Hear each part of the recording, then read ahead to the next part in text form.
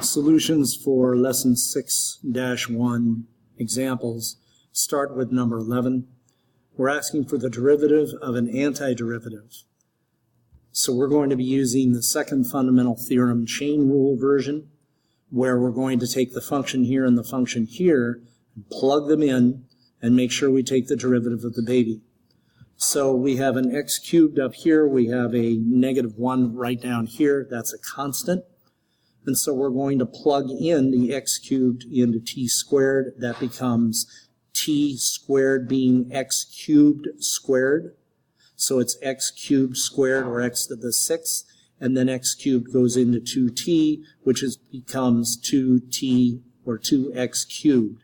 Now we need to go that extra mile, because this is a function and it is not just x, and we need to take the derivative of this baby, and that gives us 3x squared.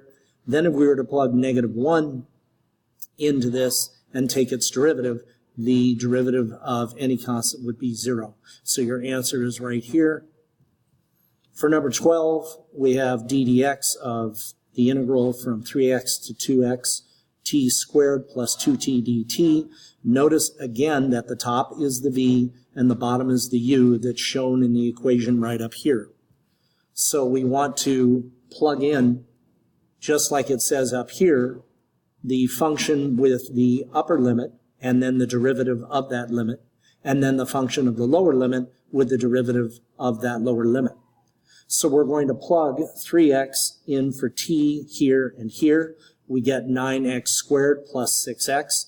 That's going to be your f of x that they show right up here as f of v. There's your f of v rather. And then the derivative of this f of v is 3.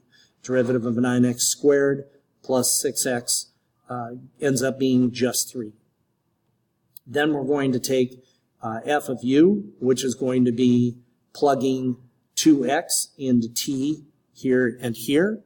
And when we do, we get 4x squared plus 4x. And then if I take the derivative of 4x squared plus 4x, then I'm going to end up with just a 2. Going to number 13, which is a key problem.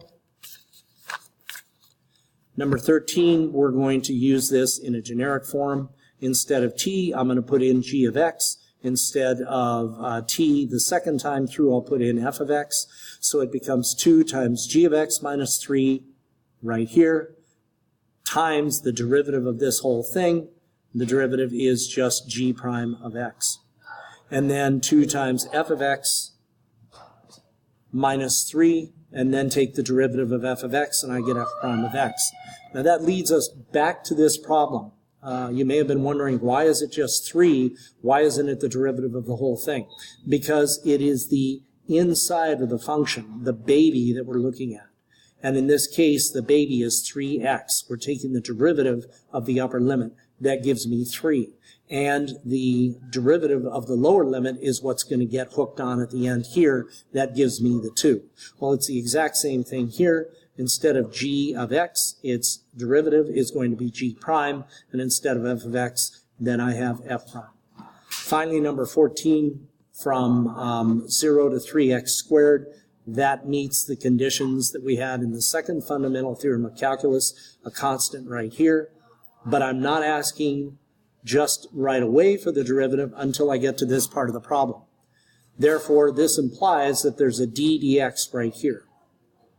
So I'm going to plug 3x squared in for t, so that's 3x squared squared raised to the 10th, so it's 1 minus 9x to the 4th raised to the 10th.